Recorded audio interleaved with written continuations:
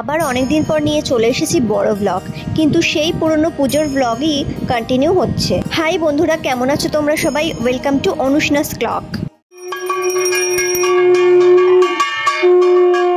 আগের ব্লগেই বলেছিলাম যে অষ্টমীতে আমাদের বাড়িতে দুর্গাপুজো হয়। অষ্টমীর পুজো আর অষ্টমী নবমীর সন্ধিক্ষণে যে সন্ধি পুজো সেইটা হয়। অ্যাকচুয়ালি অষ্টমী নবমী দশমী 3 দিনই পুজো হয়। তো অষ্টমীর দিন সকাল সকাল সবাই চলে এসেছে, পুজো শুরু হয়ে গেছে। সবাই অঞ্জলি দিল, প্রথমে একে একে 2টো ব্যাচ করে হলো অঞ্জলি। সকাল সকাল চলে এসেছিল বনু পিসি, মাম্পি এবারে ওই যে দেখতে পাচ্ছ 108টা পদ্ম ফুলের মালা, ওই বড় মালাটা দিয়েছিল ঠাকুরকে। আরও এসে গেছিল মিল্টনদার মা, পরে জেঠি মানে দিদি আর অভিদার মা, আর আগের দিনই ছুটকির সঙ্গে চলে এসেছিল বাঘা। মহামায়ে চামুণ্ডে মুন্ডমালিনী আয়ুরগ্গম বিজয়ং দেহি দেবী।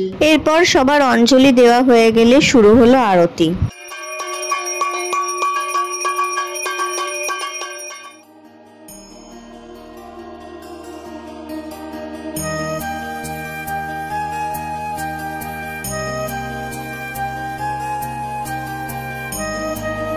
আরতি চলাকালীন চলে এসেছিল পাশের বাড়ির বনি, ফুলি আর ওদের মারা। এরপর একে একে এসেছিল বিক্রমদার, তার দিদি, তারপরে আশু কাকু আর কাকিমা। ইতিমধ্যেই আমি আর মাম্পি প্রসাদ সাজিয়ে সবাইকে দিতে শুরু করে দিয়েছি, আর কাকিমা ওদিকে ভোগ সাজাচ্ছে। ঠাকুরকে ভোগ নিবেদন করে দেওয়া হলো। এর মধ্যে আমার বাবা মাও এসে গেছে। আস্তে আস্তে সবাই এসে গেছে, আর লাইন দিয়ে সবাই বসে পড়েছে এখানে আড্ডা মারার মুডে। আর এই যে বাচ্চা পার্টি, আর এই যে এই ঘরে সব বাচ্চা পার্টির মায়েরা আর তার ঠাকুমা। আর মাম্পি তোমাদের হাই করছে।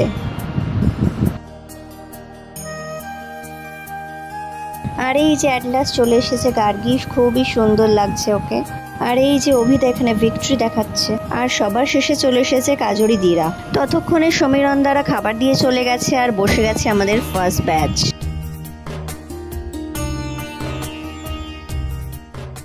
কিছু লাগবে তোমাদের? আর চলো দেখে নেওয়া যাক কি কি আছে মেনুতে।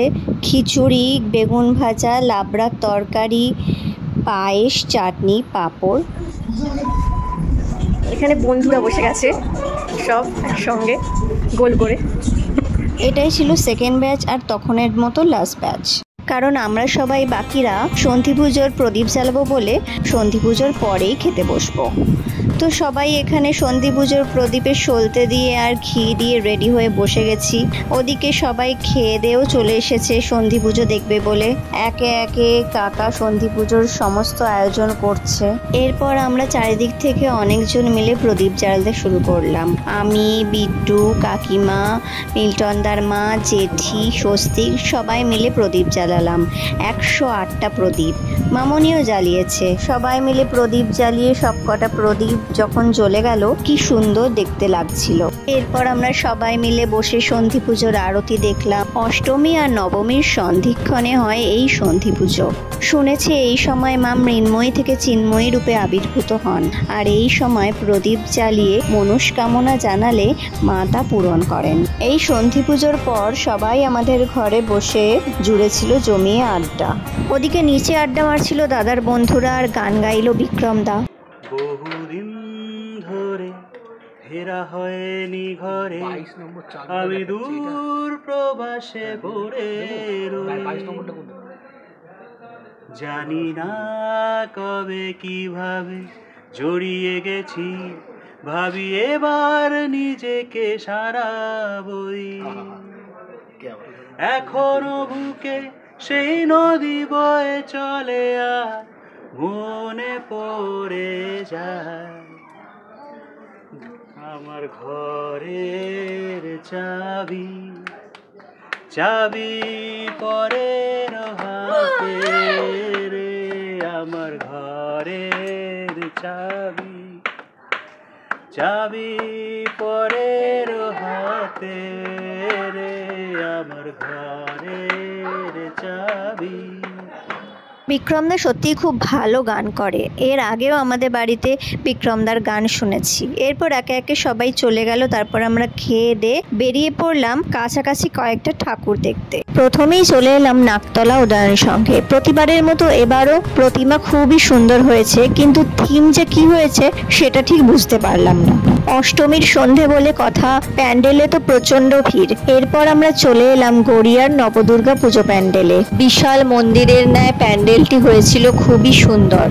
আর এখানকার অভিনবত্ব হচ্ছে দেবীর নবরূপের পূজা। এরপরে গেলাম আর এক বিখ্যাত গড়িয়ার পঞ্চদুর্গা পূজা প্যান্ডেলে। এখানকার অভিনবত্ব হচ্ছে দেবীর পঞ্চরূপে পুজো করা। এখানের প্যান্ডেলটিও খুবই সুন্দর, অন্য রকমের হয়েছিল। ওখান থেকে বেরিয়ে ওখানের মেলা থেকে দুটো গ্যাস বেলুন কিনে আমরা দুজন মিলে ফিরে এলাম বাড়ি। বেলুন কিনে যেন ছোটবেলার পুজোর স্মৃতিগুলো উজ্জ্বল হয়ে উঠলো। তোমরা অবশ্যই জানাতে ভুলো না কেমন লাগলো আমার এই অষ্টমীর পুজোর ব্লগটা।